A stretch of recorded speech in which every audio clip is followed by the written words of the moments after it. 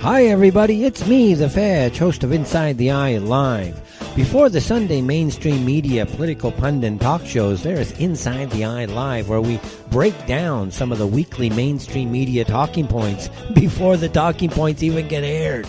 Add in some entertaining stories, weather, cats, intriguing and informative guests, and you get one of the most listened to Saturday morning streaming media political talk shows going today. And it's all right here on our flagship station, Revolution Radio at freedomslips.com. So join me, The Fetch, for Inside the Eye Live every Saturday morning at 10 o'clock a.m. Eastern. It is truly intelligent media for the politically aware.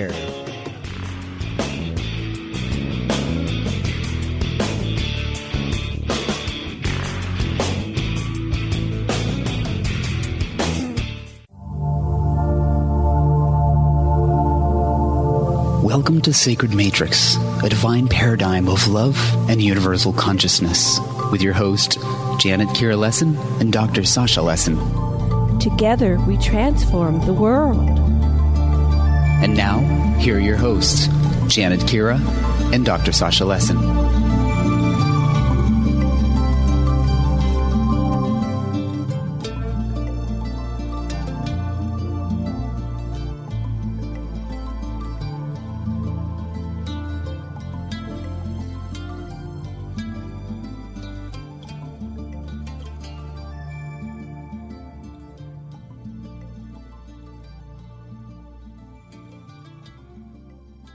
At Revolution Radio, and today we are going to talk about the UFO-ET abductions of President Jimmy Carter and Alfred Lambremont Webre, and we're going to talk about ETs and Jimmy Carter, the 1973 ET encounter and briefings with Jimmy Carter aboard led to 1977 Carter White House ET study, and that sounds like it's going to be a super interesting show. There's also a mention here. Let me look at this title of that.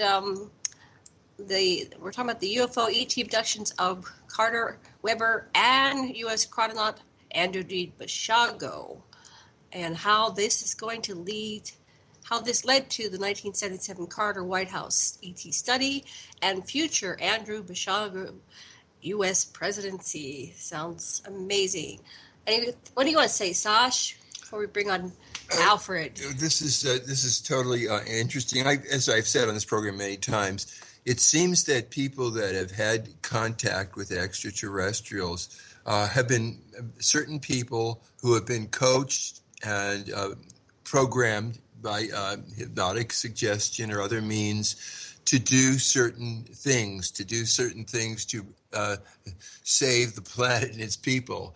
And one of the interesting things is, because we know that time is merely our little window of frequencies that we're dealing with, and so that everything's entrained. And so one of the things that happens when you have these contacts, it's not just that the future or possible future is changed, but the past is changed too. And if our past is changed, that means our present is drastically changed too. And that's what, Alfred, what you're doing here and Jimmy Carter are doing is really giving people a chance to do that, to really transcend the matrix that they've been trapped in, to see something way bigger, to see how the past restructures the present and where we're going. So I'm really excited to hear, what did you and Jimmy get into on board? And maybe we can even expand it a little, even while you're telling it to us.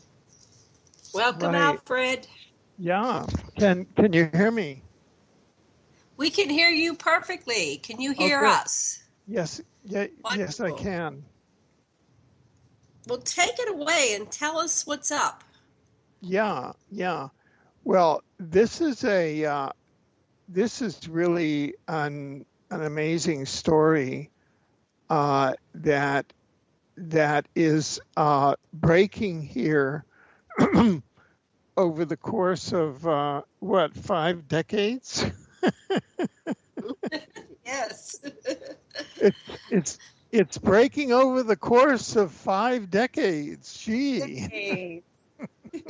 Well, Well, what happened that you know this? Was this some additional memoir you wrote to yourself, or No, what? this is breaking over the course of 5 decades. This is breaking as we speak.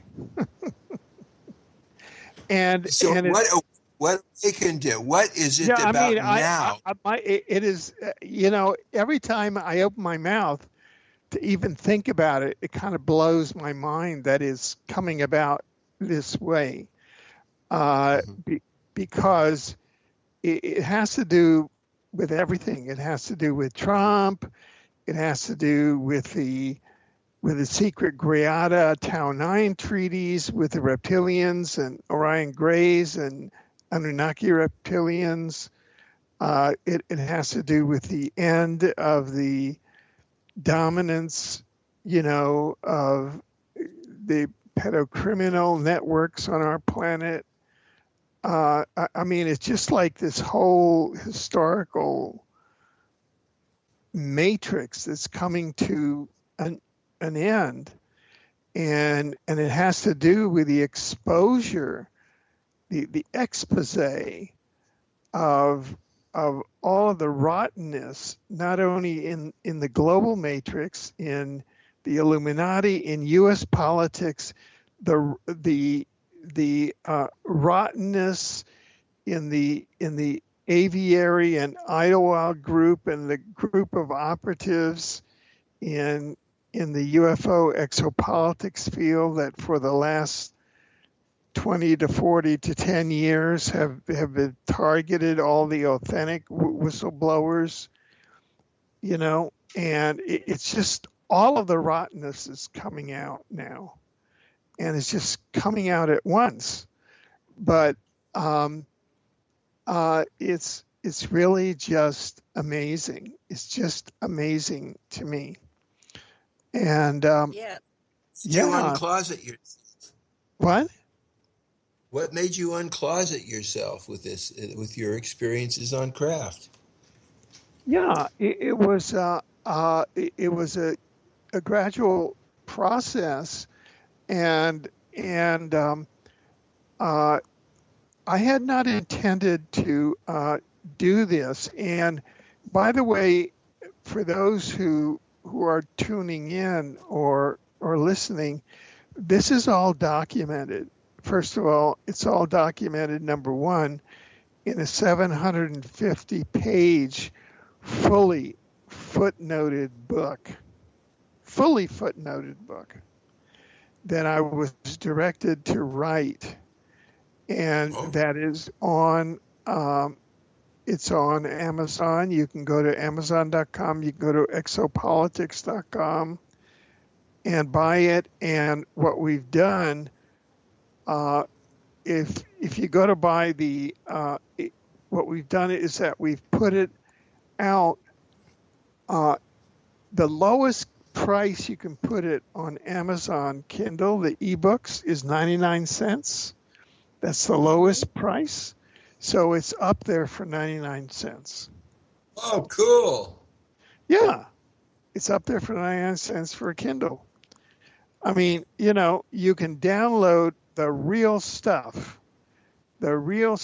And this is right. It's juxtaposed at the very moment that the entire house of cards, the whole house of cards, on a kind of false light disclosure, that sort of the house of cards, false light, satanic side of things was running out of Boulder, Colorado through Gaia TV is collapsing. Okay? Wow. And that is collapsing online as we speak.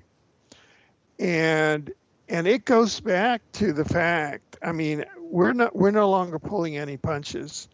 It goes back to the fact that in 1987, August 16th to 17th, 1987, Mary Houston and I, as volunteer hosts on WBAI in New York,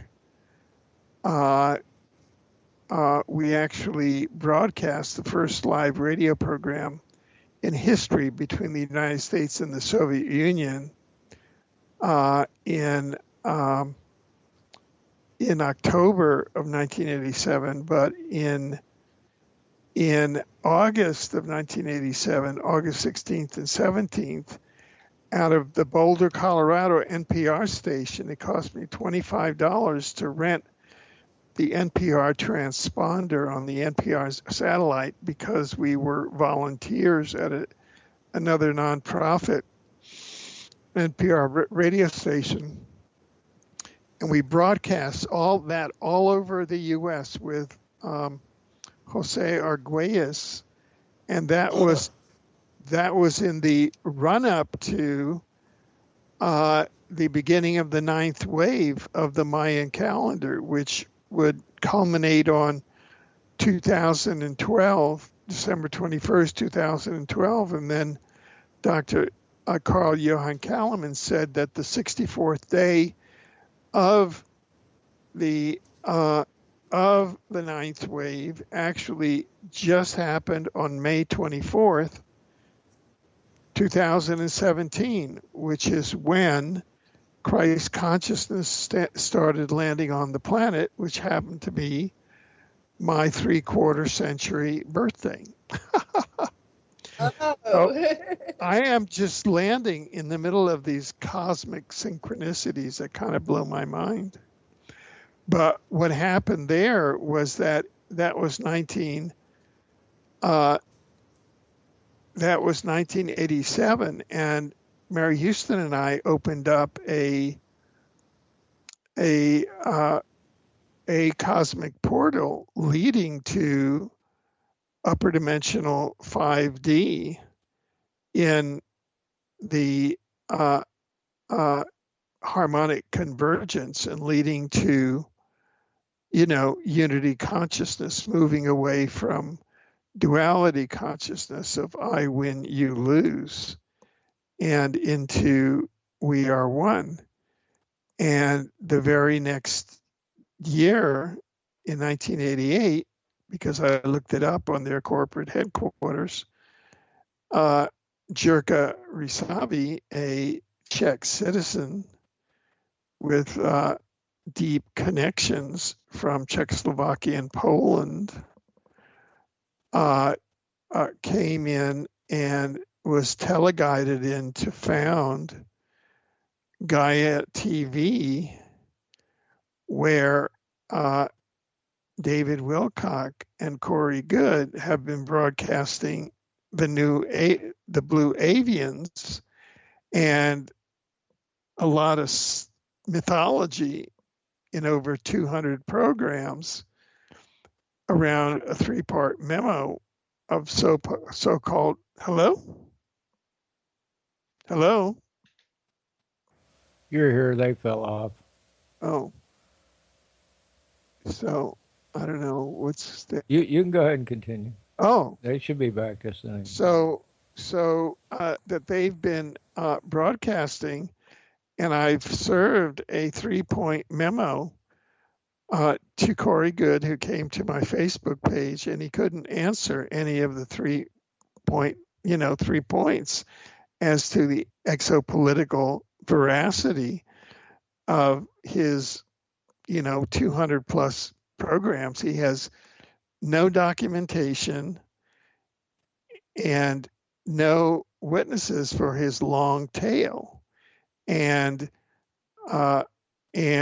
actual witnesses from the real secret space program, actual Mars explorers, have come to me and said that they believe that Corey Good has been taking bits and pieces from their life stories and fabricating. He even fabricated a Gonzalez who supposedly has a base in the Kuiper belt, where we showed that it's, experts in the secret space program say that is a nonsensical, that they would manufacture meetings out at the Kuiper belt is nonsensical, and that they believe that that's a fabrication based on the actual biography Hello? We're still live. Oh, that's a fabrication on the Kuiper Belt, on the Kuiper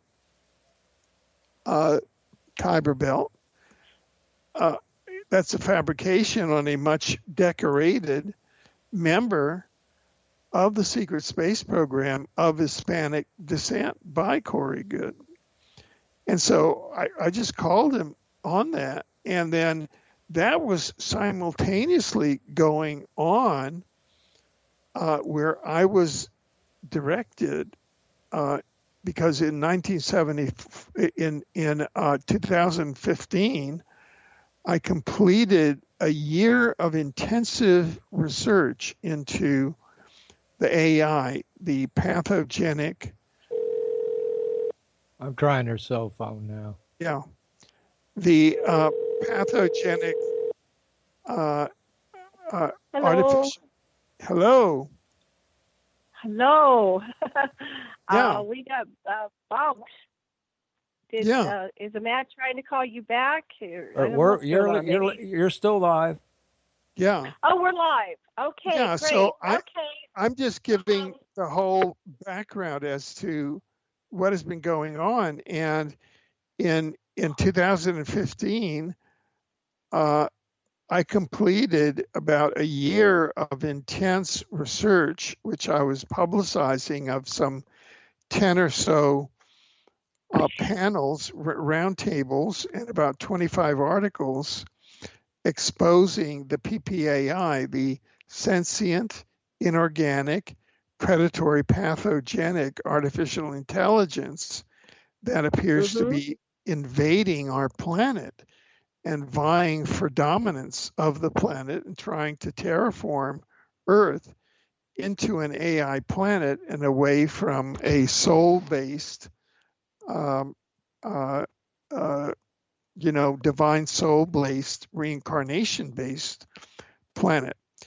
And at that time, I had an internal plan because I had published number one, Exopolitics, in the year 2000, and that was the book that founded the science of exopolitics. And then in 2005, it was published as a regular trade book, a soft cover, that we later found out had been time traveled by DARPA CIA back to 1971 and even before, and that's which Andy Basiago had seen, which Governor Winthrop Rockefeller had been briefed on, which I had been set up in a meeting with 50 members of the DARPA time travel and CIA back in 1971, because they were trying to figure out, Andy Basiago, because they had seen him in the future, they had seen me in the future. And at that time, Jimmy Carter had been abducted in 1969 by the ETs, who he had a close encounter with a UFO and 10 members of the Leary Georgia Lions Club in 1969. So, Alfred, how did you find out this story? Where are you getting this story about Jimmy Carter's abduction? I've never heard that before. Yeah. Well, all this is common knowledge if you're in the field. And all this is set out in my book, Journey, which you can download, the 750-page book, for 99 cents. And just go to exopolitics.com. Like, it's really easy. Okay. It's just super easy. Like you just can't miss it, It's like we set it up so you can't miss the story of the millennium, okay? You just can't miss it. Okay. You can't miss it. I'm in the field and I have Put it this way. The good ETs, let me simplify it for people.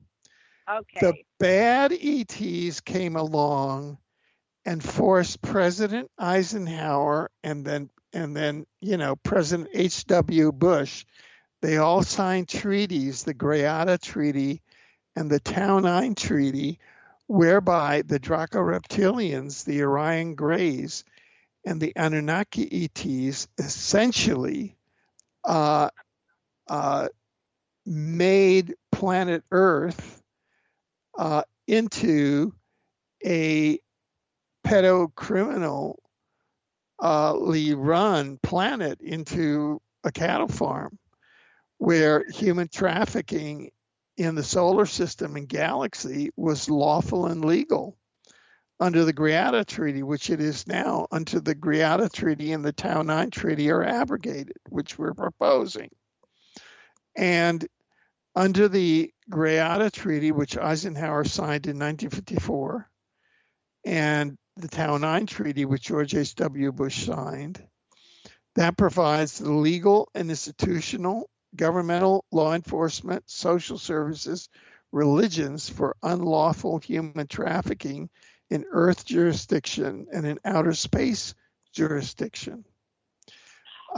Non-disclosure of ETs is legal, and non-disclosure of the fact that the U.S. government and all governments at the highest level of their authority, the U.S. president, classifications, need to know, is non-disclosure, confidentiality, compartmentalization, the covert operations of government, marketing in body parts internationally by hospitals and private human meat butchers is legal and lawful. Marketing in sex slaves internationally for DynCorp and other defense contractors Clintons have profited off is legal and lawful. Virtual kidnapping and marketing in social services, children removed from homes at risk, is legal and lawful. And they set up all these, traps to make adoptive mothers and single mothers lose their children, and they're sent off to the meat markets. And virtual kidnapping. Question. Don't forget Sorry? this, where we're at. I just want to interject something here because I have a question. Yeah, go ahead. Are you familiar with Joanne Richards' husband, Mark Richards, who went into Dulce and rescued all the hybrid sex slaves, human hybrid sex slaves that were being created by cloning? And Carter just he's the one that said Mark Richards in. Is that correct? I mean, remembering that correct? It's over here. No, it was a Delta Force. Richard said with the astronaut Izoni Nuka, I can't remember his exact name. And anyway, they came in. They had help with a friendly reptilian, and they didn't save all the hostages. No, they saved some of the women. There was this great big battle underground, but Carter didn't trust the regular military. He had his own Delta Force. So, are you familiar with that story? Not all of the details. What I'm doing now is setting up the larger infrastructure and how we get out of this fix. Okay? Okay. So go ahead, pick up where you left off, but I wanted to, you might want to talk to Joanne Richards about what she knows to get the total picture, because Mark Richards is still alive, but you can only see him go to wherever his prison, wherever he's being held. Prisoner. It was the astronaut that was. Yeah. So what we need are new ET treaty negotiations, and not just for commercial interests, but for human right interests. We have to make non-consensual human trafficking illegal. We have to make the doctrines and dogmas that promote violence, in religious holy texts that permit this as a social norm, and that were originated by manipulatory interdimensional ETs promoting violence. We have to, those are going out.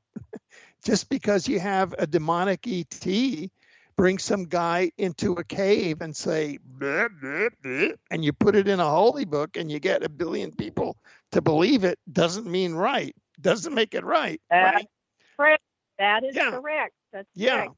Alfred, have you seen the wordings of these 2 treaties that you mentioned?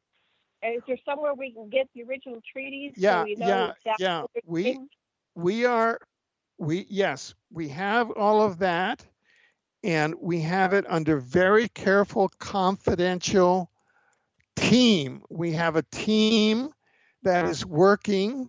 We have people who worked with the Tau 9 negotiation of the Tau 9 treaty.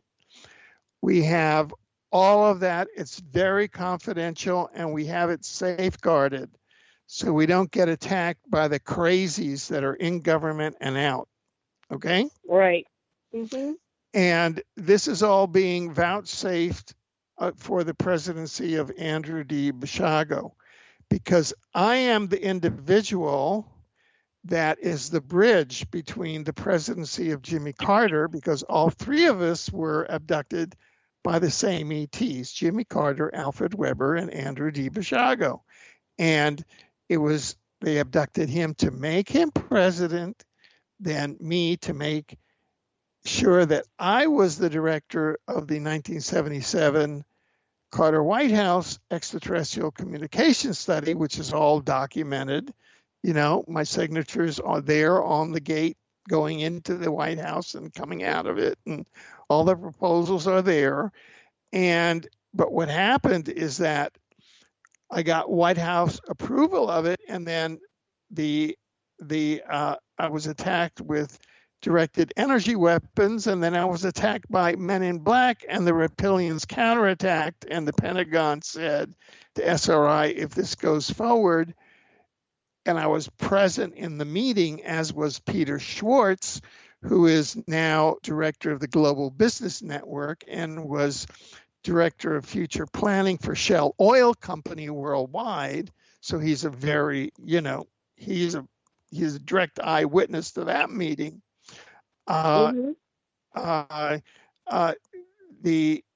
Pentagon liaison to SRI said, if this goes forward, our contracts with SRI are going to be canceled. Those were worth $25 million a year out of SRI's budget of $100 million a year in 1977.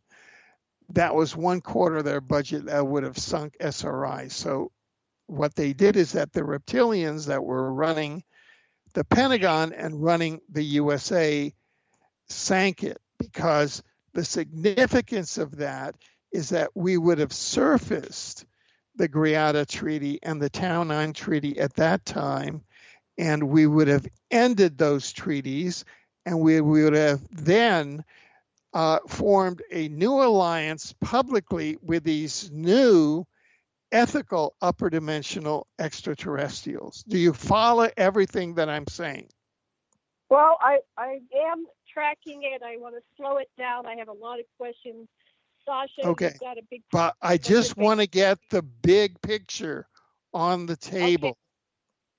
Okay. I want the audience to understand what's been going on here for the big picture, and how the world has been under the dominance of negative manipulatory ETs, where humans essentially have been cattle under a pedocriminal regime, and that the humans in charge, down to the exopolitical, have been in the business of keeping the reptilians in charge.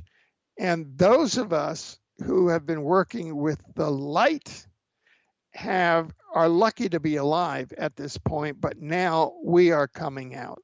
Okay? Okay. Continue your laying out the whole overview, the greater picture, and then when you're ready for us to ask questions, just let us know. Okay? Yeah. Okay. And so the first outcome of the program here you have Trump, who just said, well, I'm abrogating NAFTA. I'm abrogating the climate treaty, right? And I'm abrogating TPP. Well, if Trump were smart, he would get up and he would say, and I'm abrogating the Greada Treaty and the Tau 9 Treaty. That's what he would do if he were smart, and he would really change the planet. Because if he did that, what would happen? Number one, non-consensual human trafficking would automatically become illegal. Number two, the reptilian influence from the reptilian, the Orion Greys, the Anunnaki, all of that would come in. Everything, all pedocriminal activity on the planet would come to an end. Human trafficking, sex slavery, abductions. Right now, you have churches, secret societies, satanic religions that come from Babylon.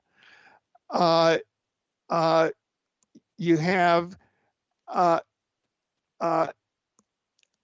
enforced from the level of the presidency and the CIA executive decisions to supply American children to the deep underground bases, to Middle Eastern pedocriminal sources, to domestic pedocriminal sources. There are 40 million multi-generational satanic families in the USA, according to Jay Parker.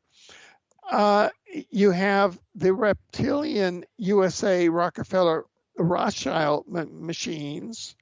You have the whole Pizzagate, Pedogate machinery under John Podesta, Bill Clinton, Hillary Clinton, operated through the Clinton Foundation. What makes you Trump is part of it? Because he's been molesting children too, according to different laws. Listen, one of the young women out at Jeffrey Epstein's island was the daughter of the groundskeeper at Mar-a-Lago. Okay, there you go. And Veterans Today has documented that Trump Tower from the early 1980s was a center of Russian mafia child prostitution, and that's all in WikiLeaks. And you can see a major article in Veterans Today. And it was the White Hats and Putin's Sochi declaration during the Russian Olympics that resulted in the Pizzagate, Pedogate, because Putin put his foot down and would not let any of the pedogate networks that usually follow the Olympic athletes to enter Russia. And wait a minute, what's the Pizzagate? You got to tell our listeners what that is. What's Pizzagate? Yeah, Pizzagate is like a sub-franchise of the pedocriminal networks that are tied into the Washington, D.C. pedocriminal networks, by which all of the politician and institutional actors in Washington, D.C. that are involved in the Congress, in the Supreme Court, and in the three branches of government in the executive have systematically been compromised by pedocriminal, and I don't use the word pedophile because phile means philo, which means love. And this is not love, this is criminal, so we use the word pedocriminal, by pedocriminal networks. And this happened with the signing of the Greada Treaty under Eisenhower in 1954, where they've now used all of this child trafficking to make sure that the entire U.S. government, from top to bottom, wherever possible, has been compromised in photographs with underage girls or underage boys, and they have regular. They even have practices like called brownstoning, and brownstoning is where they'll bring a bunch of legislators into a specific house, and they will have women there like they're prostitutes and give them a little drugs, and everybody starts partying, and then all of a sudden the girls become younger and younger and younger, and all of a sudden they have them in there with underage girls, and then bingo, they photograph them, and they got them. You see, and that's how Washington. What? Why did Eisenhower sign this? What made him sign this? Eisenhower? What made Eisenhower agree to this? Is he some kind of reptilian or something? What's going on? Why? If Eisenhower's a human being, supposedly, the president of the United States and on the side of humanity, why would he sign such a treaty? Okay, I'm not going to blame Eisenhower. In fact, Andy Basiago had an interdimensional meeting with Dwight Eisenhower in the afterlife, and the soul of Dwight Eisenhower is a great soul. And so I'm not going to get on that wagon. And as I understand it, there's a number of things here, and I really would urge people to get some background in this, because most of the public is totally uninformed, and they have been brainwashed. Even the awakening public have been brainwashed by the cadre of exopolitical disinformants that have been pushed into the media. Sorry? Oh, we're just curious. I mean, I wonder if they had something on him, like, if you don't sign, we're going to kill your daughter or something. Or what? Yeah, if you had. Yeah, but I'm trying to explain here. Okay, go ahead. Yeah, I mean, I was interviewed by Dwight Eisenhower's Secretary of Labor. I went to school in Washington, D.C. I was a student at Georgetown Preparatory School, and I was interviewed, or rather, I interviewed Eisenhower's Secretary of Labor. I was a sophomore at Georgetown Preparatory School at the time. And,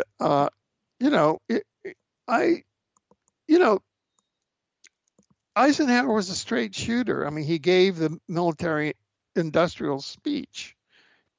Right. Yeah. I mean, they gave him a heart attack and they couldn't bump him off. Okay. The fact is that in that treaty, it was supposed to be just very narrow experimental abductions. Okay.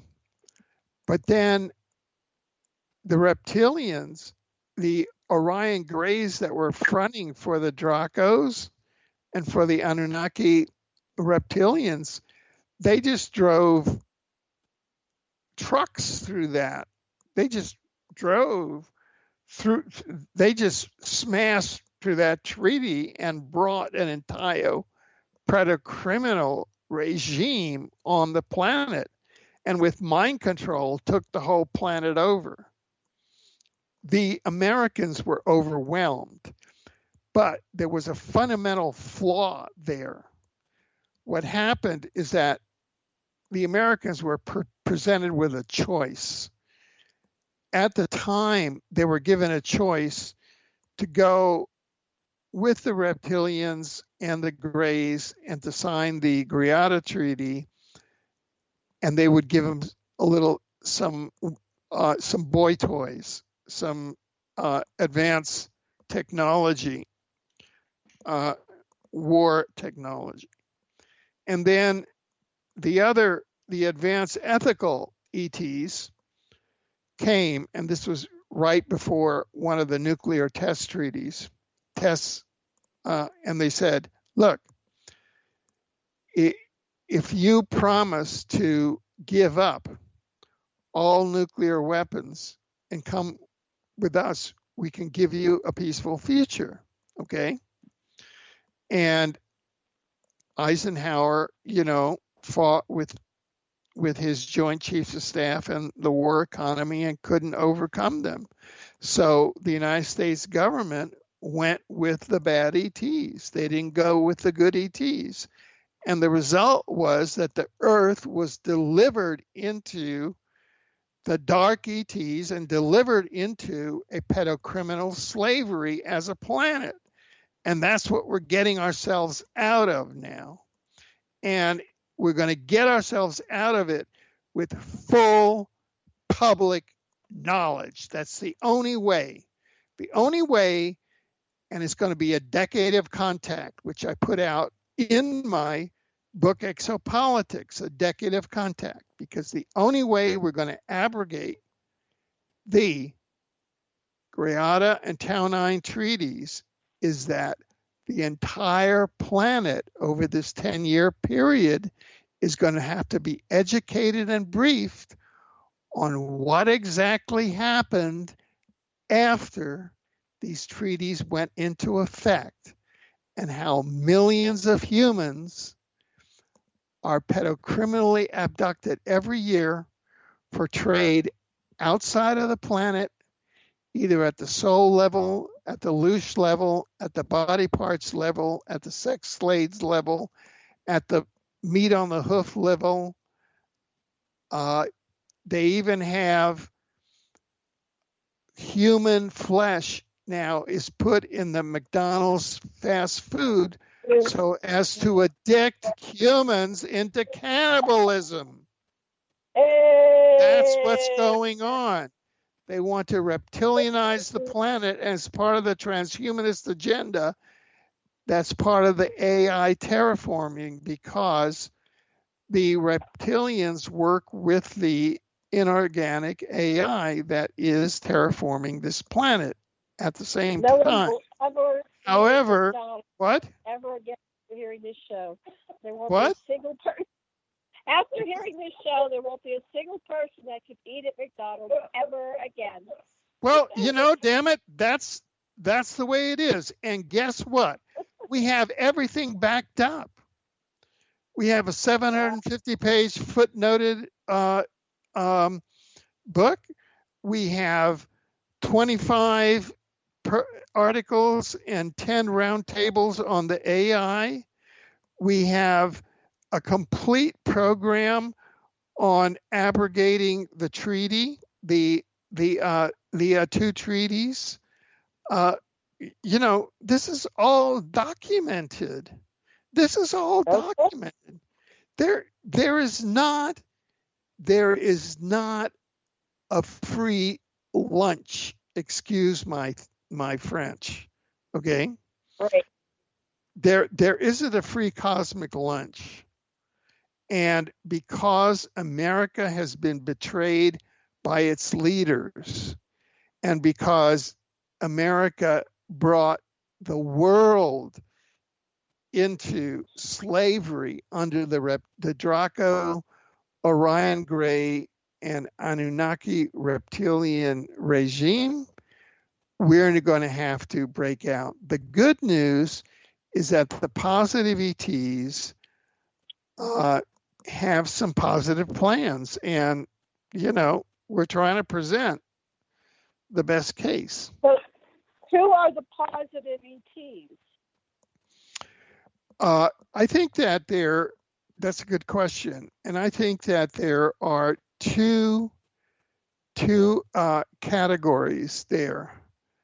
Let me kind of go here. And by the way, people can go to newsinsideout.com. They can go to Exopolitics TV, and I have recorded a video statement on this so that people can read this. And I have written statements on this. And Andy Basiago has come out with his own written statement on this, so that there's now testimony on all of this, but it's all brand new. Okay. Right. Okay. This is what we call in exopolitics breaking news. Okay. Breaking news. Great. Breaking news. So I'm going to exopolitics.tv. What? Right. Okay. No. You said go to. Yeah. Go to YouTube, and it's just go to youtube.com/exopolitics TV, or go to newsinsideout.com, or go to exopolitics.com. And okay, so the ETs behind the abductions of Jimmy Carter, Andy Basiago, and Alfred Webre. Who do you think are the extraterrestrials behind your Andy Basiago and Jimmy Carter's ET encounters? There are two options for the extraterrestrial civilization that abducted Jimmy Carter, Andy Basiago, and myself, and one more individual, U.S. Chrononaut Andrew D. Basiago, who visually witnessed me, Alfred Webre, aboard an ET spaceship in 1975 and can confirm his testimony that he saw me aboard the ET UFO. So I do have an independent witness.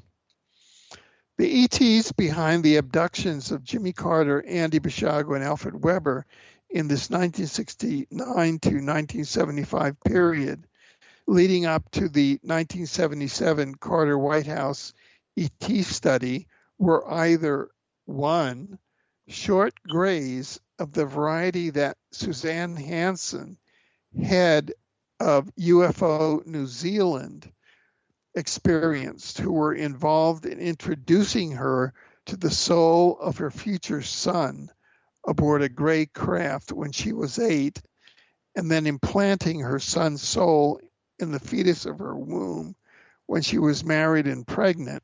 Or 2, the ETs could have been human ETs, members of the Regional Galactic Governance Council, i.e.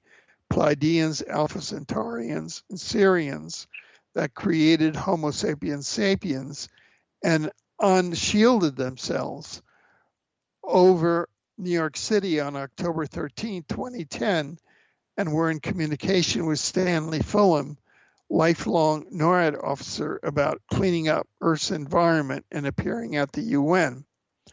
The short grays appear to have a history of contacting individual humans who are morally evolved and are concerned about the welfare of humanity, a characteristic that could be applied to Carter, Basiago, and myself, Webre, from the facts of our life history. Andy Basiago says that he saw me inside a glass tube holding facility aboard a UFO craft, an apparent facility which human abductees are beamed aboard. This sounds like a short gray craft. Andy knows that he was abducted by a short gray craft that abducted him in 1975, introduced him to a young future filmmaker, Tanya Maidenford, on the ship, flew him to a scene in Tanya's home and flew him across the U.S., and then showed him the young Alfred Webre aboard a short gray spaceship in a glass holding tube, apparently beamed aboard for a briefing or meeting or other process. In 1973, I would have been 31. What I remember from my own ET close encounter, to which there was a missing time component, and in that missing time component, what I remember is seeing a lot of films. So what I think is that I was taken aboard the short gray ET craft, where Andy saw me inside a glass tube. He said it was like a glass tube that had a lot of holes in it. And I think that that's where they teleport you in, and then they sort of put you in a tube until you're ready to see the films. And I remember seeing those films. And Carter had a UFO close encounter, which is very famous because he himself made a public MUFON, a public UFO report about that experience in 1973 when he was running for governor of Georgia.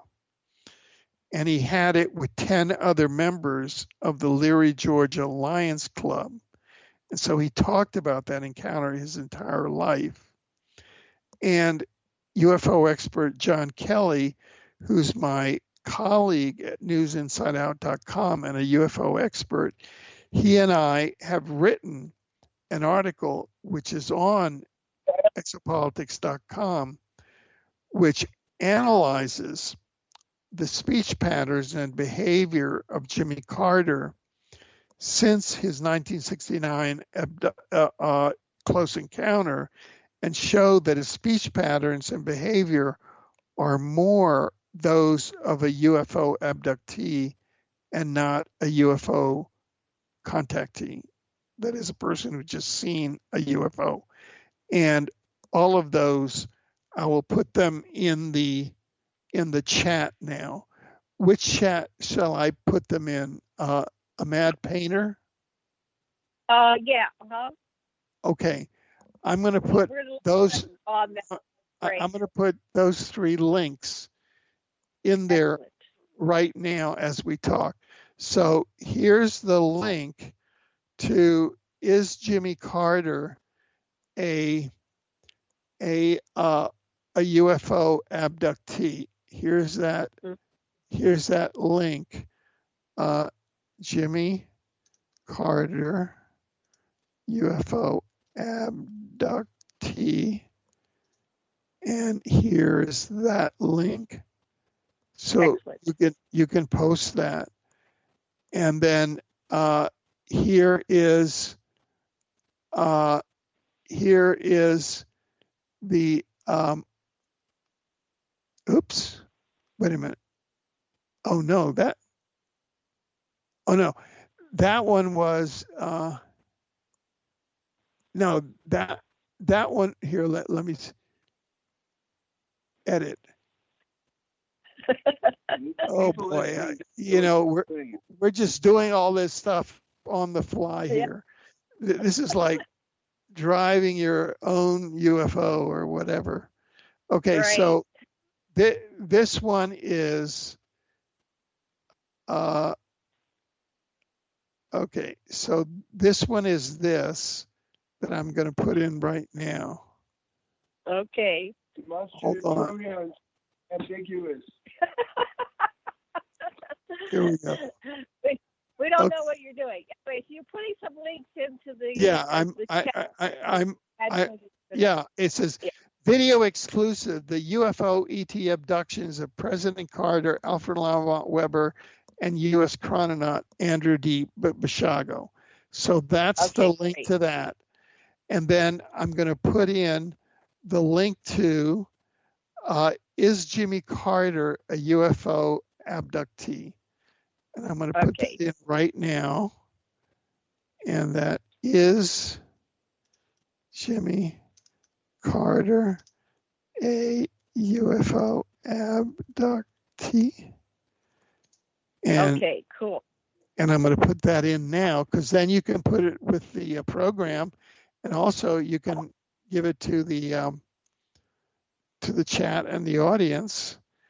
And then this final one is a link to the exopolitical drivers of pedocriminal networks, abrogate and renegotiate the secret Greada and Tau 9 treaties. And on our team, we actually have staff members who worked on the negotiation of the Tau 9 treaties. It's really amazing. Wow. Yeah. And these are, we're working with the actual civil service that worked on it. So, this is like real exopolitics. Okay, Sasha, question. It's obvious that a treaty made on our behalf by compromised negotiators is invalid. That's obvious. When you show that those who maintain the treaty as well are people who have raped and murdered children or been complicit in those crimes. No, I think that you're I think that you're presenting a false and misleading and oversimplistic situation, because when they negotiated it, the terms of the treaty seem fine. It's like, oh, we're just going to gather some specimens, you know? No, what I'm saying is they have not stopped this heinous behavior. And so even though they played bait and switch, they have not exercised their mandated constitutional duties to protect and preserve the Constitution and the people of the United States. That's what it looks like on the very surface of it. I was very interested in the very beginning. But the scale of it is huge, and I'd like to address that when we come back. Cool. Yes, you're at break us back.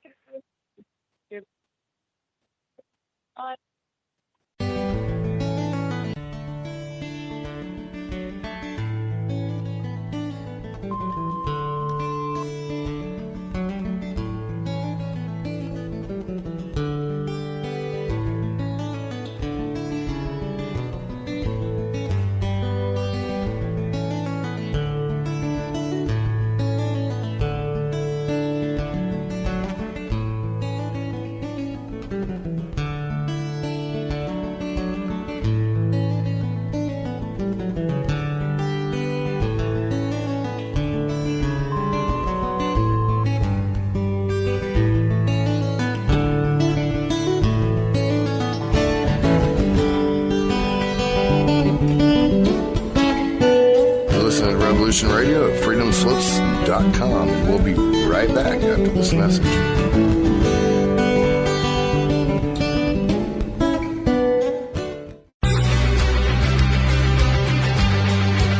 Hello and welcome to Revolution Radio here at freedomslips.com, the number one listener-supported internet radio station in the world. So, want to ask you, do you have a favorite host or several here at Revolution Radio? Don't have the time to catch every show when it's live? Well, you can get all the shows of your favorite host for the year 2014 on one data DVD, so you can play on your preferred device at any time. The cost, just $30 plus shipping. Now, remember, I'm just one guy, so allow up to 2 weeks or 10 business days for delivery. Also, the hosts themselves get half of the net proceeds. So not only are you supporting Revolution Radio, you're supporting your favorite host as well. So just go to our homepage and click the banner that says your favorite show. It's just down. It's easy to find. Big old letters. Anyway, so thank you. Revolution Radio, freedomslips.com, where information never sleeps.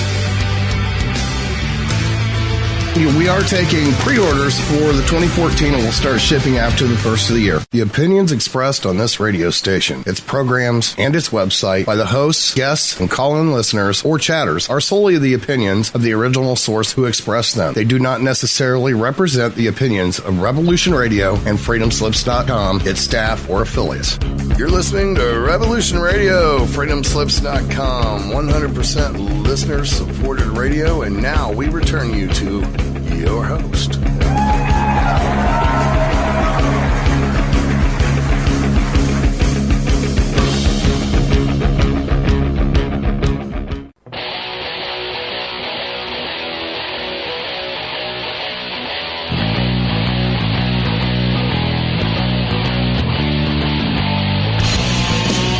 All right, good day wherever you are in this world. I hope you're having a great day here listening to Revolution Radio. In order to better serve our listeners, and the fact that hosts are regularly wanting to know their ratings, you can now vote for your favorite host here on Revolution Radio, and it's easy. And one vote per person, please. I can tell. All you have to do is go to the station support page and donate $1 or more, and in the notes of your donation, put your favorite host or hosts in those notes and just click go. And I'll be running this till the end of February, and then I will tally the numbers and set up some ratings. And, you know, everybody asked for this. I hope nobody's going to get butthurt. Revolution Radio, where the information never sleeps.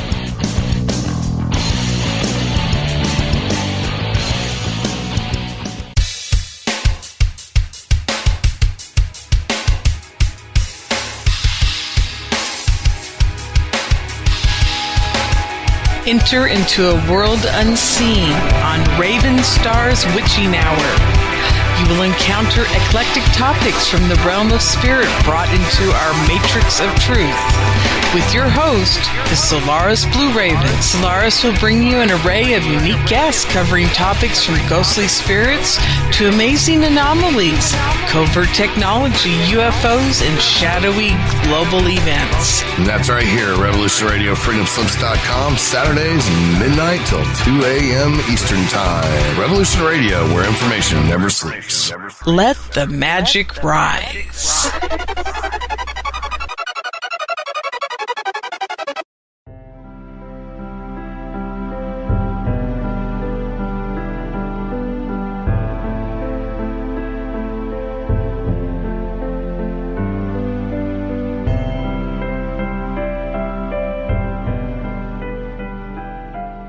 Welcome to Nightlight.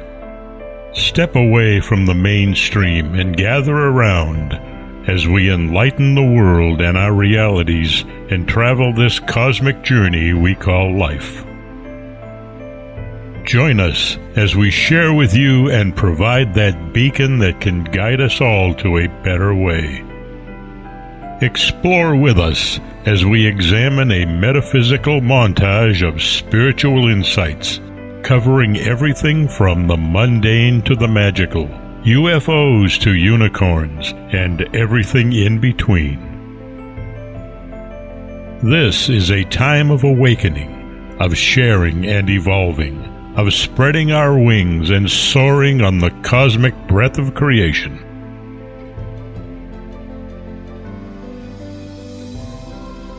Come and join with other light-minded spirits as we weave our lights together to seek understanding, enlightenment, and, with a little luck, some wisdom. This is Nightlight, a reminder that you are never alone. And now, here is your host, the lovely, delightful, insightful, and all-around great gal, Ms. Barbara DeLong.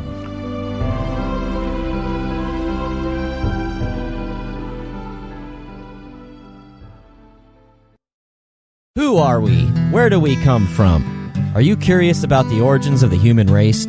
Join me, Gavin McCall, and a variety of guests on Ancient Humans, where we decipher world events, explore scientific theories, personal stories, myths, mysteries, and lore about the history of the human race.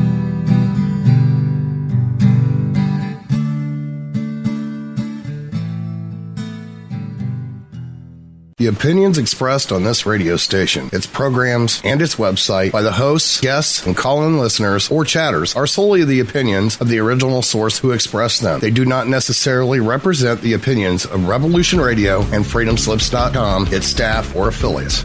You're listening to Revolution Radio, freedomslips.com, 100% listener-supported radio, and now we return you to your host.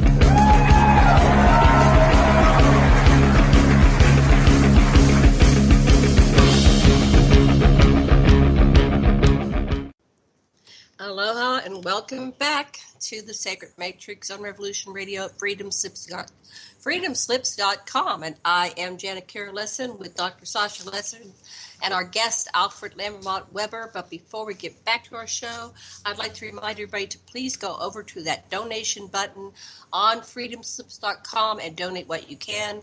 $1, $5, $15, $20, whatever you can donate is greatly appreciated. And we do thank you very much for your donation. A Mad Painter, Thomas Becker, any news on the donation front or anything we need to know? Just that we need your money. We started out the month behind, so we've got we got 368 and we need 226.25. So we're quite a ways away, but it's just the beginning of the month. So. Okay, and Sash, what would you like to say? I just like that idea about behind Sir Paul's latest album was called something like "Kisses on the Bottom." From the bottom of my heart. Kiss, yeah, and so, that's what I reminded about what you said about where we are on the donation scene. But in any case, I want to really look at in ancient times, the Council of Hatona and the Andromedan group was trying to stop the fight between the Atlans and the Dracos in Lemuria.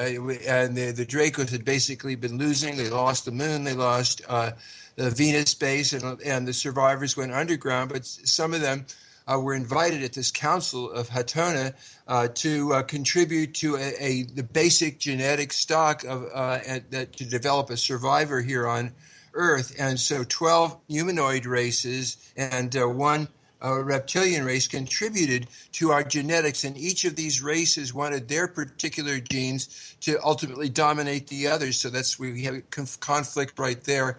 But the Dracos particularly got control of our brain stems and the genetics of how to make that work so that they could have an entrance for mind control over the population. And of course, later on, the Nazis made a deal with the Dracos under Antarctica and under Argentina, and the Nazis came over with Operation Paperclip and took over the United States under the auspices of Allen Dulles, and hence we have the situations that Alfred's been telling us about. So it all makes total sense to me, anyhow. Back to you, Alfred. That is absolutely right. And I had a guest, in fact, if you go to the link about the Tau 9 treaties, one of the references there is an interview I did with Len Kasten called The Reptilian Plan to Divide and Conquer the Human Race. And he goes very much into the tripartite brain that the reptilians negotiated, where we have the reptilian brain, then the mammalian brain, and then the rational neocortex.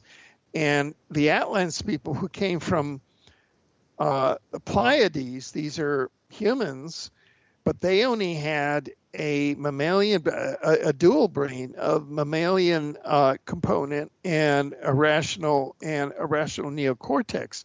So they didn't have all of the challenges that we humans, that we Earth humans, Homo sapiens sapiens have. And that's why we have so many wars on the planet, so many conflicts, so many murders in the family. If you study criminology at all, most murders are committed in your family, because of the violence. And it all comes from that and from the reptilian dominance. Well, this is a chance for us really to evolve and to go from this cage that the Greada and Tau 9 treaties were designed to really hem us in as food, as a food farm. But not only meat at the soul level, because what the reptilians and the Anunnaki reptilians really try to get is what they call loosh, and that is a mixture of the blood and the etherics and our soul essence if we die in fear. And that there's a liqueur that's made from that, which is very valuable, and that's the trade that is made off of here, and that people are, throughout the galaxy really, really value. And don't forget that you had Jesus come here in an identity of, quote, of the Son of God or Son of Source, however you want to look at that, because that's what the Dracos and that dark force is trading on. They're really monetizing source and divinity off of us. So there's a lot going on here that we can put a stop to by becoming conscious of it. And it's not that Eisenhower was bamboozled.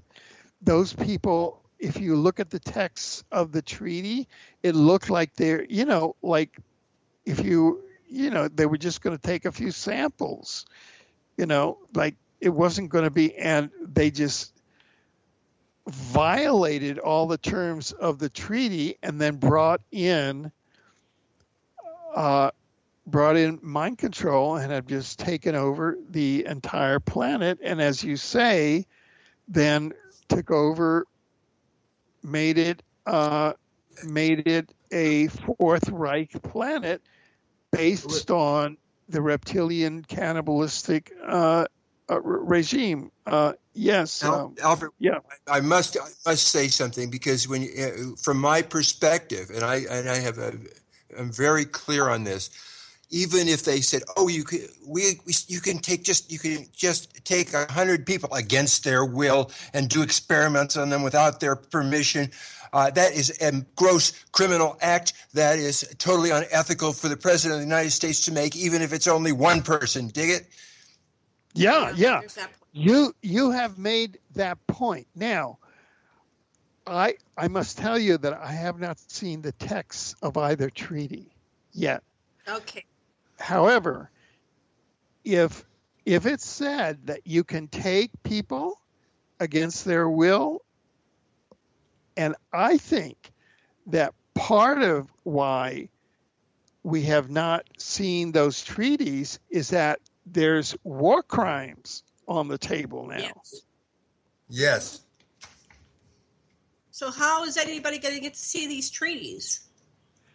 Well, this is Andy Basiago is running for president in 2020 and in 2024. And you're talking to a person who has met with extraterrestrials, who assisted with the extraterrestrials, who also assisted President Carter and helped President Carter with the extraterrestrials, getting him president, and then became director of President Carter's 1977 extraterrestrial communication project. And that project, if it hadn't been stopped by the reptilians and the men in black and the Pentagon, which was enforcing the Greada Treaty, which they stopped it in my tracks by directed energy weapons at me and chasing me with men in black around Washington National Airport. And you can read all of that documented with witnesses and everything for 99 cents. And is it true that the Navy, and Carter, of course, was a Navy man, but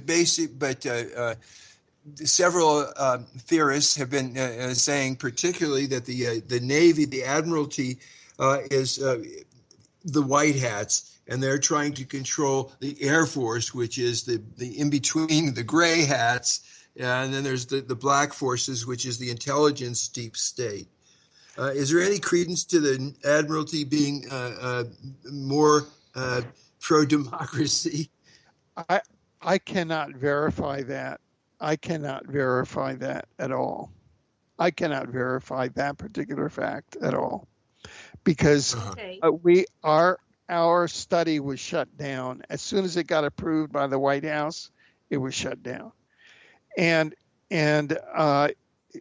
now we know, and Andy knows all of this, and we've had the conversations now that he's going forward in 2020 and 2024 publicly, that he has, been abducted by extraterrestrials. He's been briefed on Jimmy Carter. He's been briefed on my briefing the public now. He knows all of this, and he knows about this plan. In fact, he and I discussed this plan that we have to abrogate the Greada and the Tau 9 Treaty, and it's consistent and congruent with his 100 proposals. So, and Andy Basiago has been pre-identified along certain timeline as a future president. And Jimmy Carter was aided by these short gray ethical extraterrestrials who identify humans that, in their heart, they have the good of mankind as part of their their destiny. And so, Yeah. and so the extraterrestrials are aiding him, and I feel that, here I was a city attorney in charge of the EPA in 1973. And 3 years later, I was director of the Jimmy Carter White House extraterrestrial study. How did that happen? That only happened because of these extraterrestrials. And not only that, I helped Representative Henry B. Gonzalez start the House Select Committee on Assassinations to investigate the assassination of John F. Kennedy. And as soon as I did that, Jimmy Carter sent me a personal emissary, a prominent attorney from Atlanta that called me in New York, asked me over to the Carlisle Hotel, and we met there. I remember it very well, and said, this was during the transition after Jimmy Carter had been elected. It was in December of 1976. He said, Jimmy Carter wants to be involved in this congressional investigation as president. And he said, and he picked me, Jimmy Carter picked me as the liaison. And so I said, so he invited me, this attorney invited me down to a dinner at Capitol Hill where I went, and it was the inner circle of Jimmy Carter. All these people that were with him from the beginning, they called him Peanut. Have you reached out to Jimmy Carter since you've had this revelation? Jimmy Carter and I have been very close. When Jimmy Carter had brain cancer a few months ago, which thankfully he's now been cured of it, he went out publicly and said, because he didn't know if he was going to live or die, he said, the one bequest in my will that I'm going to continue is to St. Catherine's High School. And that's the high school that my wife, Jerry, went to.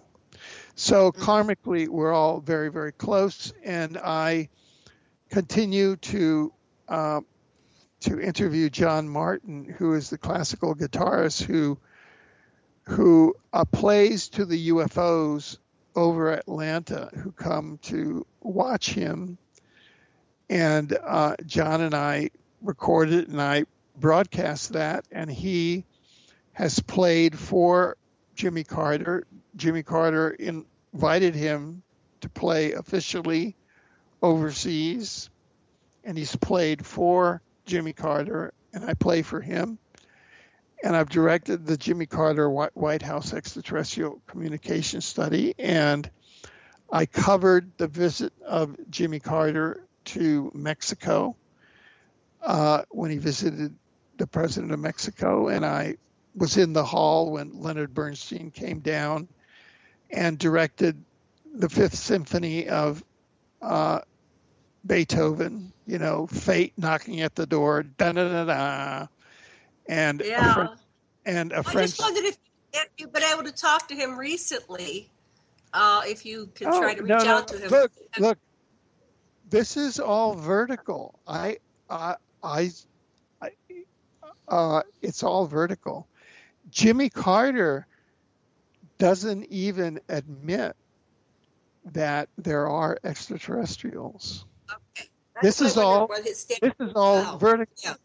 John Kelly and I have had to prove that he's an extraterrestrial abductee by his speech patterns and his actions and emotions following his 1969 close encounter.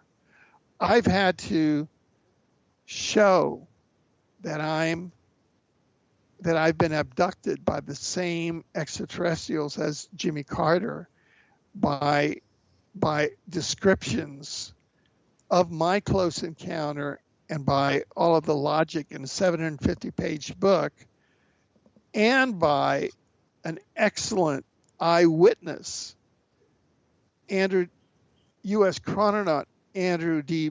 Basiago, whom these extraterrestrials showed me so that I would have an eyewitness when I got up in front of the U.S. media like yourself to tell at this historic time. Okay. What was the sum of the main points, all those movies that you saw when you were in the tube? What was the message that you were getting that you were supposed to bring back to us? Yeah.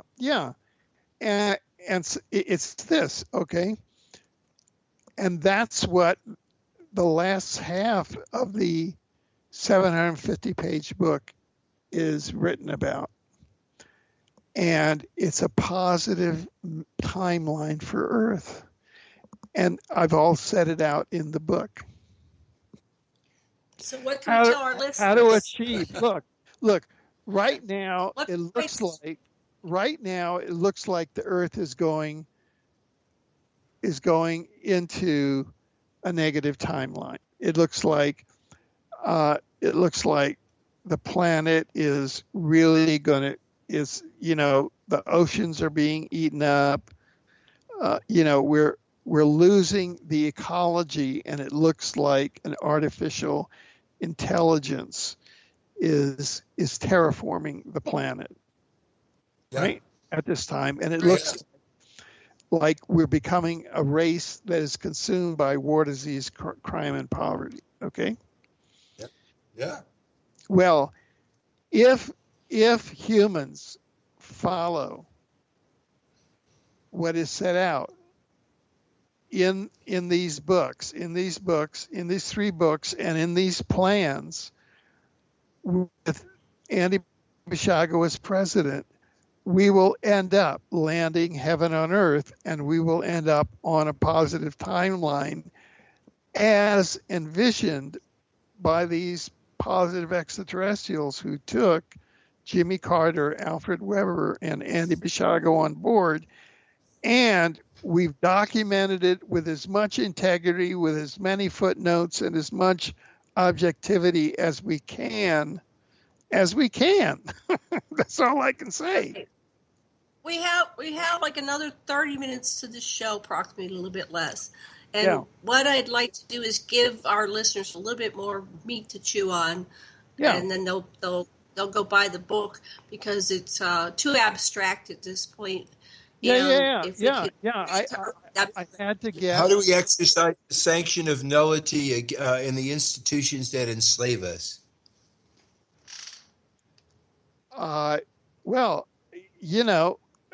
Get Trump. Begin to call up Trump and tell him to nullify the Greada and the Tau 9 treaties and see if he'll do it. Well, he even admit they exist. That's one thing. If he's just one of them, he is president of the United States. He can call them up. Is he? It seems like Bannon's president of the United States. No, that's a great strategy, Alfred. There was this guy in the Soviet prisons that they finally let him out because he was writing all these notes that the Soviet bureaucrats had to respond to, and he was tying up millions of dollars in and having people responding. So swamping the president with your feelings written down. He's not doing anything like past presidents. That's a good start. He walks by and he waves his hand. The way the theory of cognitive dissonance works, Janet, is that the more energy you put into saving the world, the more you get committed to it. So even just starting by expressing yourself, you start the ball rolling. You're going to change the consciousness of the planet. Yeah. Well, we saved Star Trek that way. We didn't think we had any chance because it was low on the totem pole and poor ratings, but we just all started rating. And before you know it, it renewed, and before we know it, we had the we're on a Star Trek timeline. So it's just putting energy there. It's voting your mind and your heart and your soul and putting some effort to it. And every time you send an email, even though it doesn't reach its destination, you're putting it into the morphogenic field, and you're creating an energy wave which will transform all of existence. So, I agree on that level. We were all in the dumps because diamonds were Trumps. Anyway, okay, so we're all going to write to Trump, whatever that means, and bombard the media with this abrogate the secret. Well, this article right here. Yeah, everybody listening, it's all take this there. article. you can send those links to the White House, to the council, to the White House, to Trump, to, we all know their names, right? All those characters. I mean, look, I actually went online when Trump first started running. This is back in 2015. I had never used Twitter really, and so I went online and I just went up to Trump on Twitter and I started talking to him, and he talked back. And, yeah, live. You know what I mean? It's totally wild. So what did he say? We were up there, and he was talking to people, and I started talking to him about being pre-identified by time travel. And then there were other people talking, and then he said to the other people, do you guys understand what he's talking about? So Trump already knows what time travel pre-identification is, because his uncle was an aide to Tesla. Oh. Okay. Well, go talk to him some more. See if he'll, send him. I don't know. Are the links? I haven't done too much Twitter, so we'll take these links and Twitter them, and we'll go on Facebook and Twitter them and Facebook the links, and we'll if that's way of reaching him, let's go for it. Can't hurt.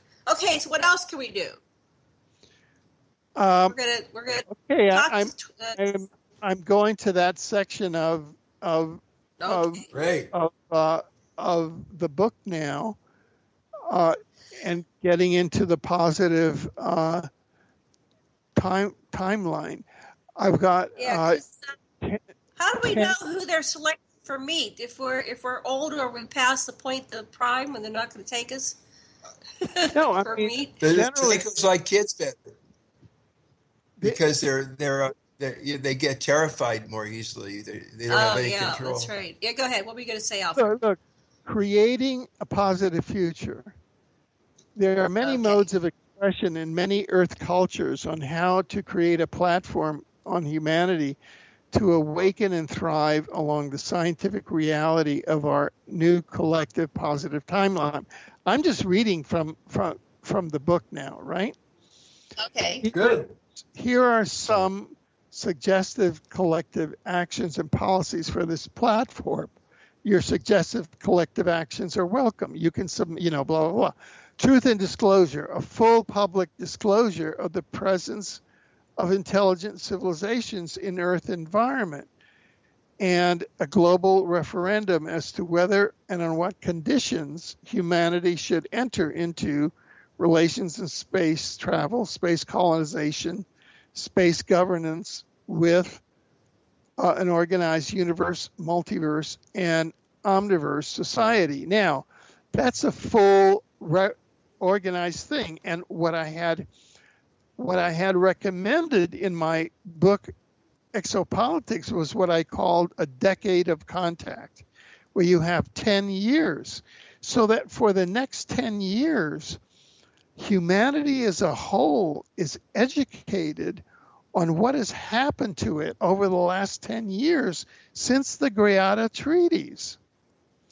What they did to humanity by entering into the Greada treaties, and what the reptilians, the Orion Greys, and the Anunnaki reptilians are doing to them. I was starting to organize a conference of that nature for this fall, but I don't have all of the resources. Do you see what I'm saying? Right, I understand. This is something like this is a movement. This is a new movement. New energy, teleportation, and time travel. I'm working on a conference for the fall, so if I get the resources, they come through, which I'll know by the end of this week. Yeah. Would you be able to do a PowerPoint at the conference on this? Yeah, Come to the United States. Yeah, sure. Okay, good. Yeah.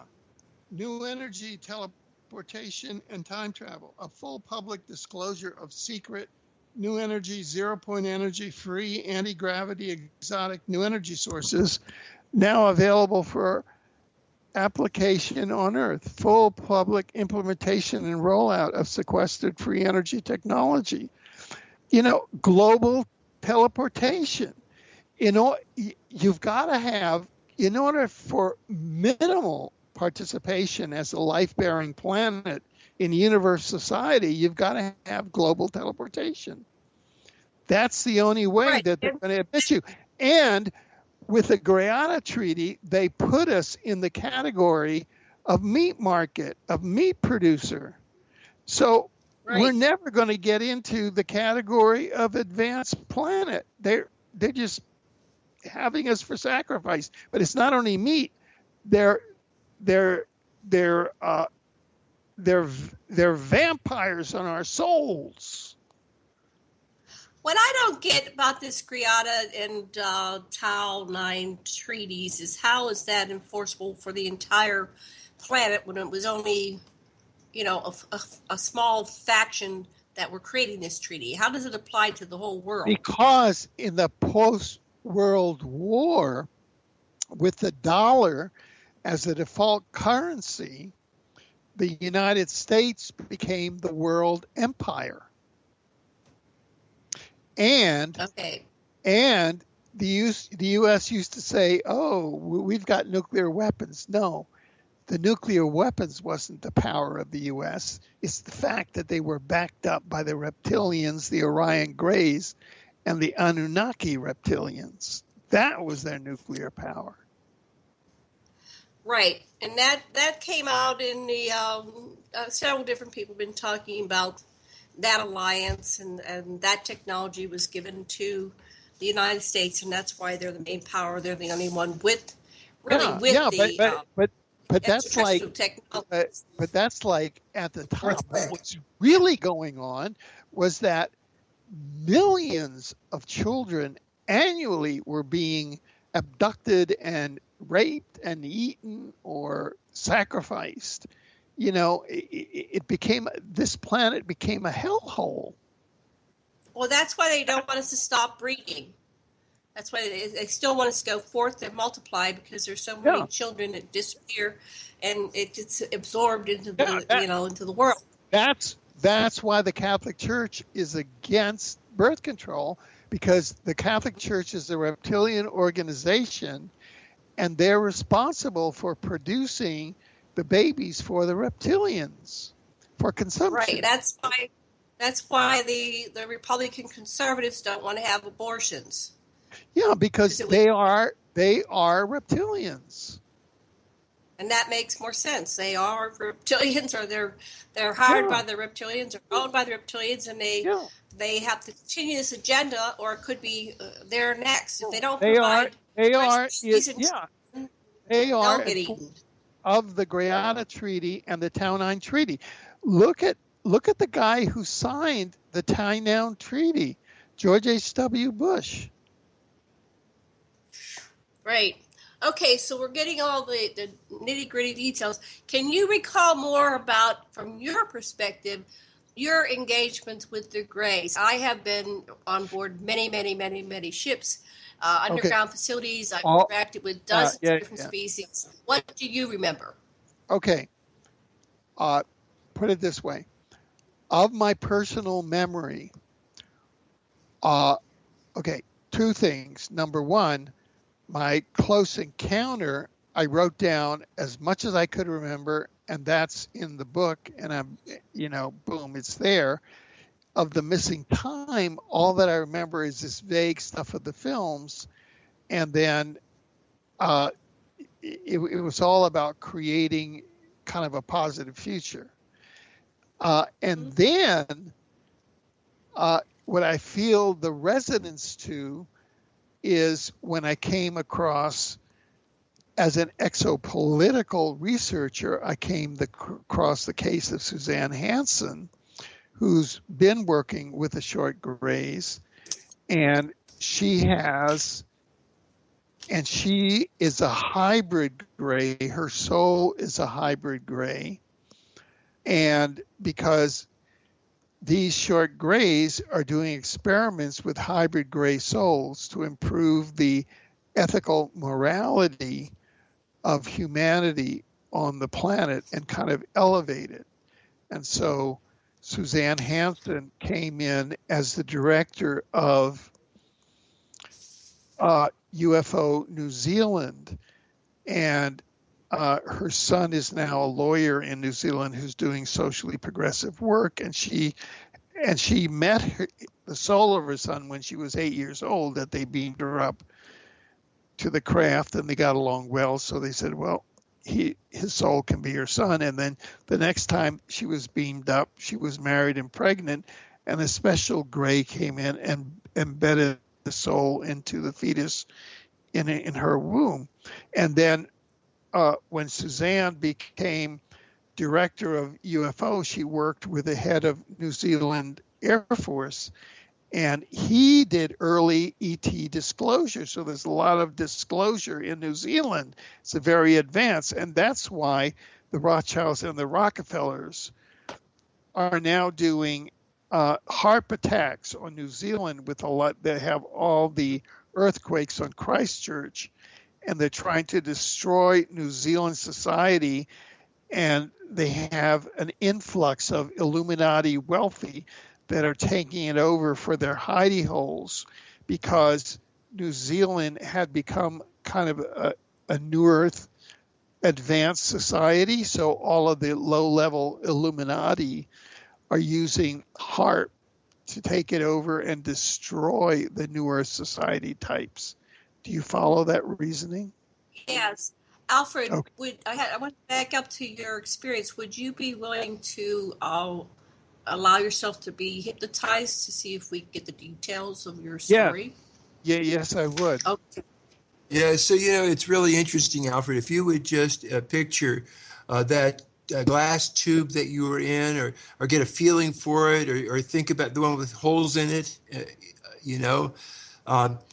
and sort of get it, focus on it, and then let your consciousness meld into that tube that Alfred is sitting in, so you can experientially become that tube.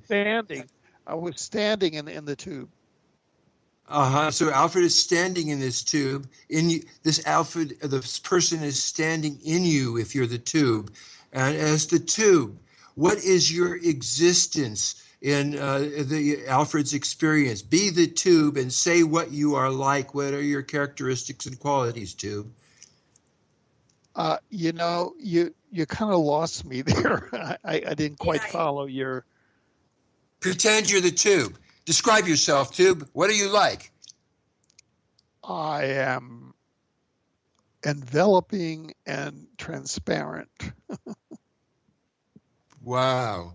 Yes, thank you. You're enveloping and transparent. And what do you want to communicate to Alfred, tube? Talk to Alfred as the tube. Be the tube and say something to this person standing in you. Yeah. We're glad you're here.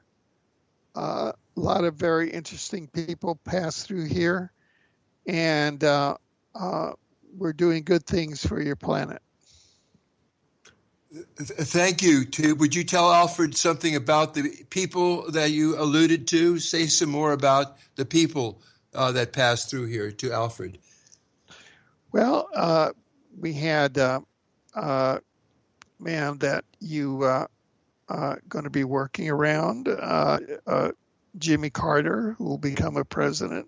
We've been working on that to facilitate him happening it, and you're going to engage in a project to direct the Jimmy Carter White House Extraterrestrial Communication Project.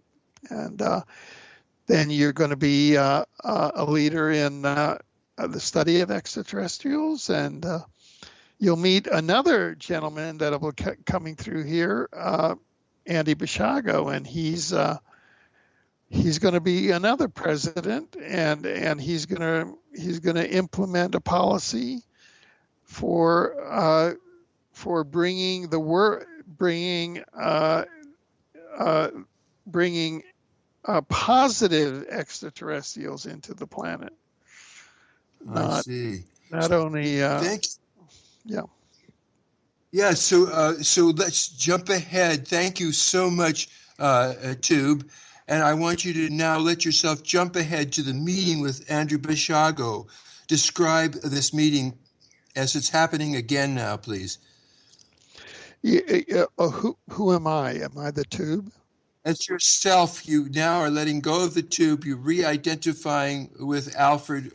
You're Alfred Webre again, and you are going to the projected meeting that the Tube alluded to. So now go to the time when you do indeed, in this other context, run into Basiago.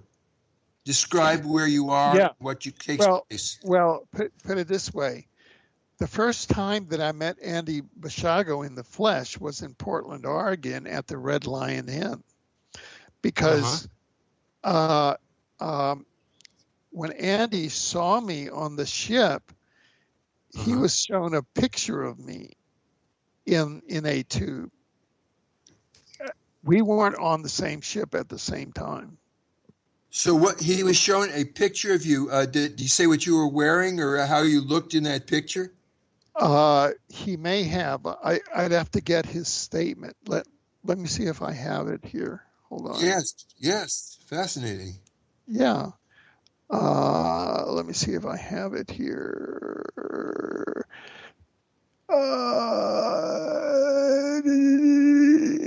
Jimmy Carter got the abduction. Hold on, let me see if it's here. Oh yeah, I want to know. Okay, was Andy, stuff like that. This is Andrew D. Basiago, and this is from his quote on his Facebook group from the other night. Quote, I had numerous ET encounters in childhood, and one in 1975 involved meeting Alfred and another future friend and colleague in exopolitics, Tanya Materfoot.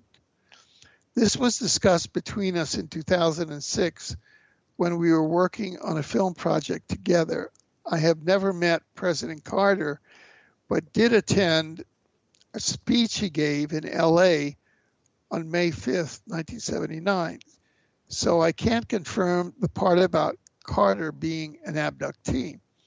I can say that ufology shows that many who have UFO sightings later prove to be abductees. I can also say that in the one abduction I remember that Alfred was in, I am 100% sure it was him. For me, this solves a long-standing mystery as to why the CIA betrayed Carter in 1978 and backed Reagan. There is now the reality that they did so because they discovered Carter was an abductee. And then, and then I say, thank you, and thank you for confirming that, Andy. I can confirm, as reported in the link below and in my new book, Journey, that UFO expert John Kelly and I studied Carter's speech patterns and behaviors following his 1969 UFO close encounter with 10 members of the Leary, Georgia Lions Club to date. This study concludes that Jimmy Carter's speech and behavior most closely resembles a UFO abductee than a UFO contactee.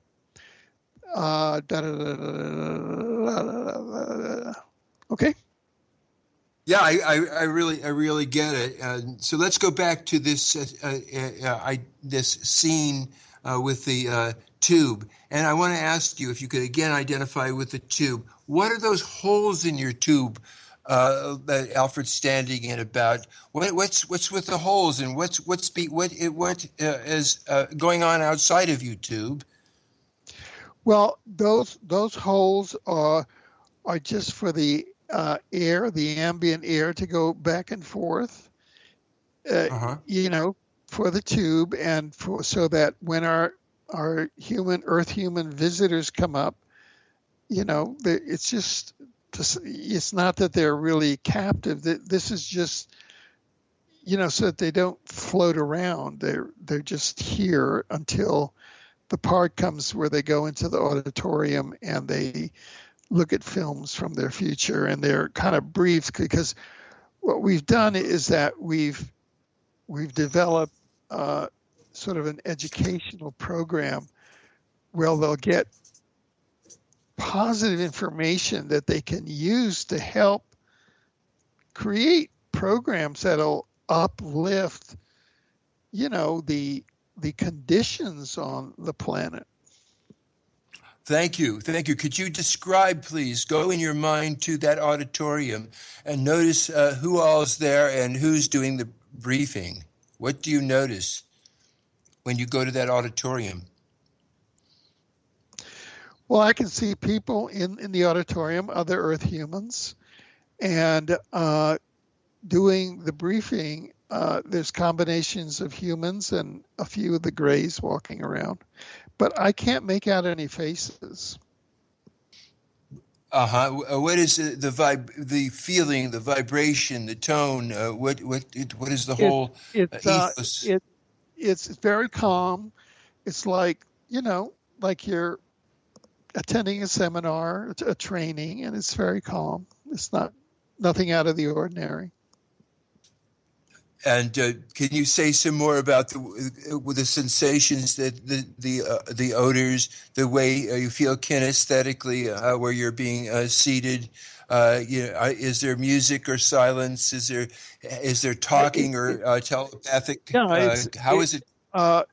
Everybody's kind of in their own space, and I know that I'm in my own space, kind of. Are you hearing voices? Not at this time. What happens next? This is just glimpses into a missing time experience. Understood. Yes. Is there another time experience that would be of value for Alfred to for you to access at this time, that would further your evolution and understanding? If so, let that open up to you now. What came up is that this is like odd, but there was a journalist for the LA Times. I can't remember his name, but I interviewed him, I think, once, and he wrote a book. And cropped.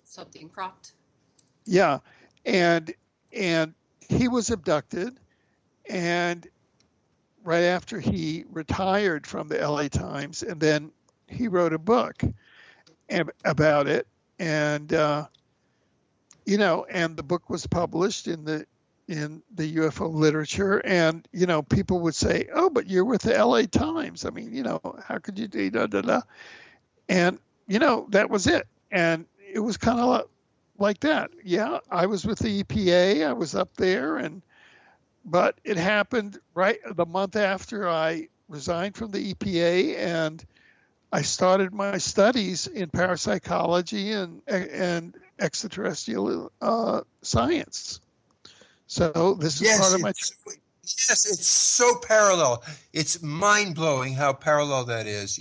I read those books. I know exactly what you're saying. You were chosen because you're a key person. And you were made a key person because that's part of what was orchestrated and choreographed. Yeah. Wow, that's wonderful.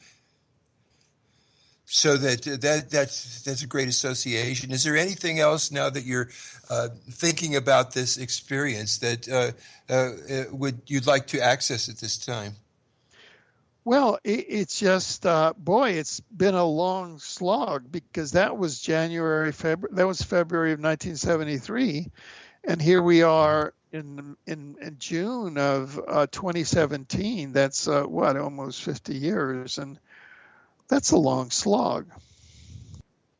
Or if you fold time, they're simultaneous. Yeah, they're simultaneous. I guess that it just, and that was at Watergate. it was Nixon, and that was Watergate. Watergate started in January 1973.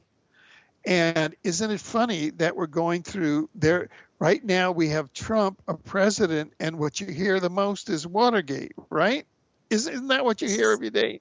Watergate. Watergate.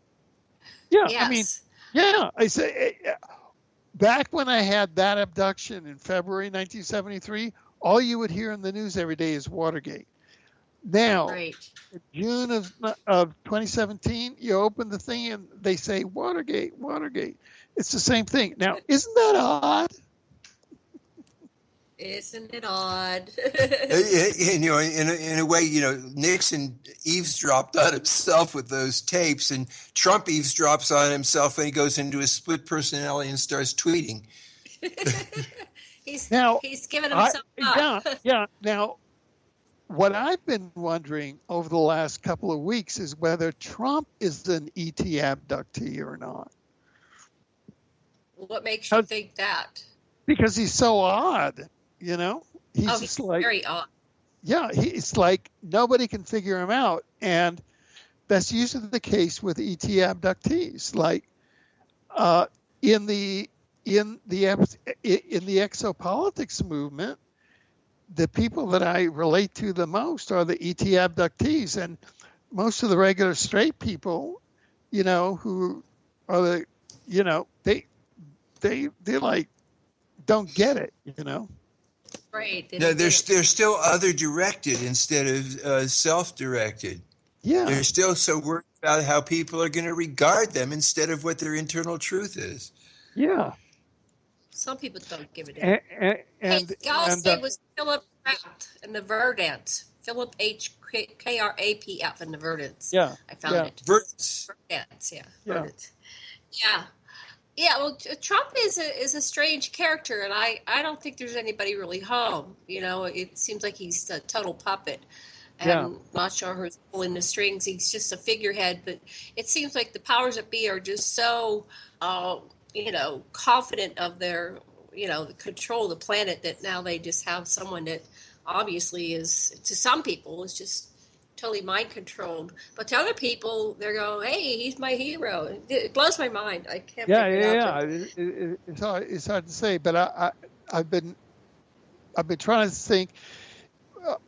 It's a cross between a remote influence, through directed energy weapons or artificial telepathy, kind of a remote controlled puppet, and ET abductee, kind of that fight line. And he has an obvious character disorder. He is not fit to be president of the United States. Right. But anyway, the emperor has no clothes. What are we supposed to do? Okay, we have just a few minutes left. I'm not sure, about 5 minutes or so. We can begin wrapping up. What would you like us to know? And then the last minute, talk about your books and stuff like that. Well, it's this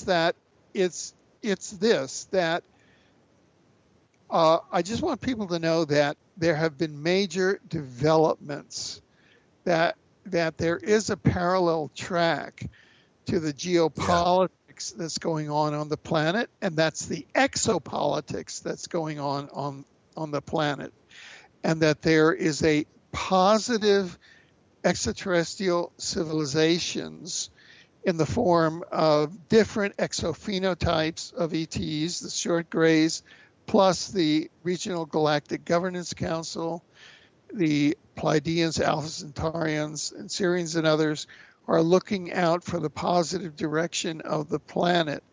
And we seem to have gotten ourselves in a fix with secret treaties, the Greada and the Tau 9 treaty signed by two Republican presidents, Dwight Eisenhower and George H.W. Bush, who's a very negative character. He's skull and bones.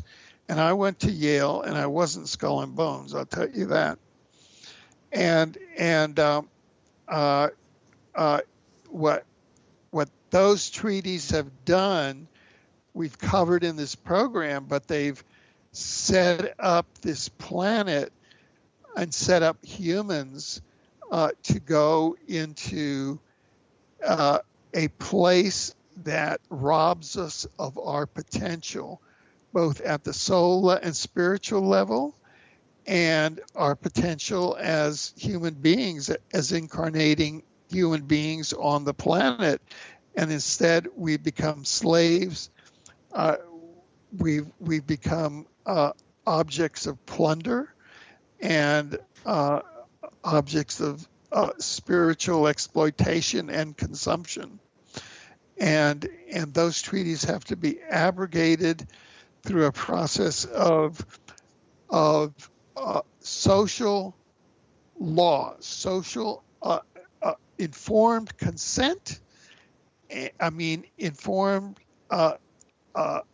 Informed social abrogation and renegotiation with a new exopolitical understanding with positive exopolitical allies, such as those who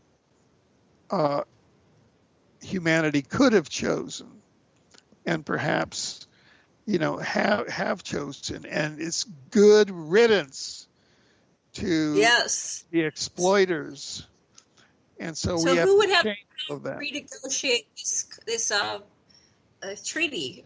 So that because the U.S. president signed it, the U.S. president and all of the other ones who gave informed or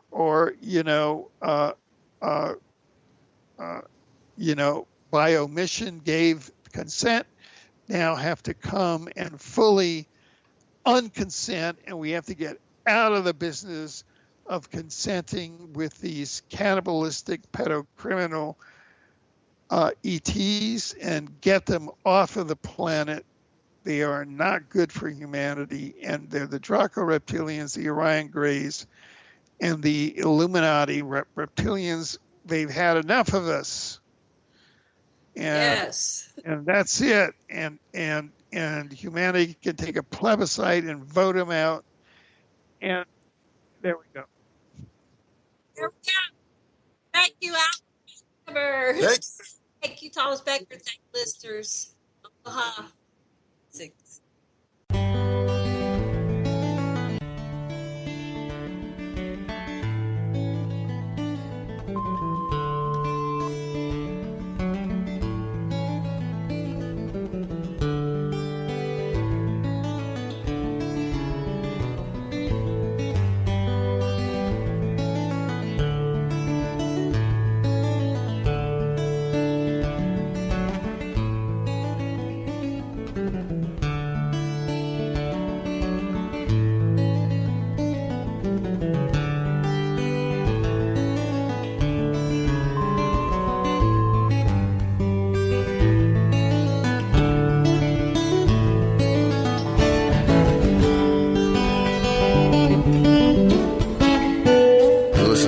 Radio at freedomslips.com, and we'll be right back after this message.